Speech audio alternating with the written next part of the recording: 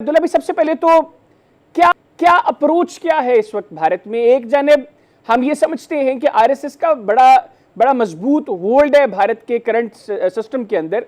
RSS के general secretary और बात कर रहे हैं, और जनरल उपेंद्र द्विवेदी जो भारतीय आर्मी चीफ हैं, जो आरएसएस के स्कूल से पढ़े हुए हैं, जो कभी भी ऐसी बात नहीं करेंगे जो आरएसएस के नैरेटिव से हटकर हो, वो कह रहे हैं जी कि पाकिस्तान को डिसाइड करना है, हम इसको ज्योग्राफी में ये रहना है, नहीं रहना तारीख का हिस्सा बन जाएगा। ये प्लान्ड चीजें हैं आपके नजदीक सारी के? एक तरफ पॉजिटिव चेहरा भी दिखा दें और फिर कल को फॉल्स फ्लैग ऑपरेशन करके कह भी दें कि हमने तो पहले भी ये बात की थी। बिस्मिल्लाहिर्रहमानिर्रहीम। बहुत बहुत शुक्रिया, आपने मुझे मदऊ किया।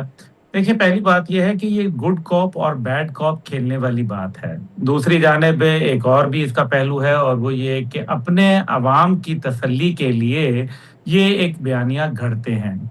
अब आप गुड कॉप बैड कॉप की पूछें तो आरएसएस के सेक्रेटरी जनरल जो बात कर रहे हैं वो इसलिए कर रहे हैं क्योंकि आरएसएस के ऊपर जो रॉयटर की रिपोर्ट आई है उसके अंदर कहा गया है कि इनके ऊपर पाबंदी लगाई जाए। अमेरिकन कमीशन ने इसके ऊपर कहा है कि पाबंदी लगाई जाए। ये मजहबी इंतहा पसंदी करते हैं, ये अकलियतों के साथ नारवा सलूक करते हैं, ये जुल्म और तशद्दुद का रास्ता अपनाते हैं, मिलिटेंट ट्रेनिंग करते हैं, और इनके ऊपर बाकायदा पाबंदी आयद होनी चाहिए है। और इसके हवाले से भारत के जो फंड हैं उनके भी रोके जाने का एक बहुत बड़ा मेरे ख्याल में खतरा मौजूद है।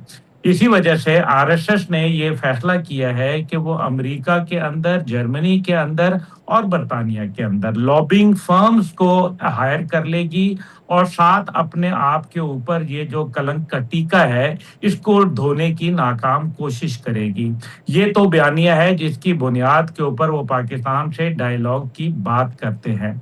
अब दूसरी जानिब उनके जनरल उपेंद्र द्विवेदी हैं, जो कि सालाना बरसी मना रहे थे सिंदूर की। हमने तो जश्न मनाया था, उन्होंने सिंदूर की बरसी मनाते हुए यहाँ मॉनिक शॉ ऑडिटोरियम के अंदर ये बयान दिया, जिसको एक मिलिट्री डायलॉग कहते हैं, सेना संवाद जिसको कहा गया, नाम दिया गया, यानी कि मिलिट्री डायलॉग। मिलिट्री डायलॉग के अंदर मुझे अफसोस ये है कि मैं समझता था कि भारत के अंदर जो आर्मी के सरबराह होते हैं वो बड़े प्रोफेशनल होते हैं, लेकिन मैं ये गलत समझा। मुझे नहीं मालूम था कि अब जनरल बख्शी जैसे दीवानों के जो स्टूडेंट्स हैं वो शायद अब भारत की फौज के सरबराह बन चुके हैं। पंजाब बड़ा अहम है, और हम देख रहे हैं कि अभी रिसेंटली जो कुछ वाकयात हुए जलंधर में बीएसएफ के दफ्तर के सामने जो कुछ हुआ, इवन भगवंत मान जो पंजाब के चीफ मिनिस्टर हैं, उन्होंने कहा कि ये सब कुछ बीजेपी कर रही है, मोदी सब कुछ कर रहे हैं। हमने पिछले प्रोग्राम में डिस्कस भी किया था, जो भारत के नए चीफ ऑफ डिफेंस स्टाफ हैं जनरल एनएस राजा सुब्रमणी, वो भी इसी स्कूल ऑफ थॉट के हैं। वो भी जो है वो मोदी की पॉलिसीज को फर्दर टो करेंगे। आपको लगता है कि अब जब ये जनरल सुब्रमणी आ जाएंगे और पंजाब की चूंकि आगे इलेक्शंस भी हैं, भारत दोबारा ये फॉल्स फ्लैग वाले एपिसोड शुरू करेगा? भारत, इसमें तो कोई दूसरी राय नहीं है। जरा आप उसी के ऊपर बात कर लेते हैं। देखिए, 7 स्टेट्स के अंदर तो ये आलम है कि आपको पता है अरुणाचल वगैरह के अंदर तो चाइना ने नाम दे दिए हैं चाइनीज जबान के अंदर, वो तो मानने के लिए तैयार ही नहीं है। दूसरी जानिब उन तमाम रियासतों में से आधों ने जो है वो अपना, नागालैंड वगैरह ने तो आज़ादी का तराना, अपना परचम, अपना जो आइन, दस्तूर, मंशूर सब पेश कर दिया है। वो तो इनके हाथ में नहीं है। मणिपुर के जो वाकयात हैं उनमें तो आए दिन उनकी मिलिट्री इंस्टॉलेशंस के ऊपर हमले हो रहे अभी हैं। आसाम अब ये राइफल्स तो के यहाँ कैंप पर भी कब्जा हुआ। जी, अब तो ये यहाँ यहाँ बात इसको खत्म करते हैं। देखें, जहां तक इंडिया की फौज थी तो मेरे ख्याल में जब तक के कारगिल तक का मामला चलता रहा तब तक इंडियन आर्मी एक प्रोफेशनल आर्मी थी। उसके बाद वो आरएसएस की आर्मी बन के सामने उभरी है, और इन चंद सालों के अंदर अब ये नजर आता है कि जहाजों पे नींबू निचोड़े जा रहे हैं, कभी नारियल फोड़े जा रहे हैं, कभी जो है वो इस किस्म के तिलक लगाए जा रहे हैं। तेजा को तिलक लगाते हैं, फिर थोड़ी देर बाद वो बिल्कुल ही सजदा रेज हो जाता है जमीन के ऊपर आकर।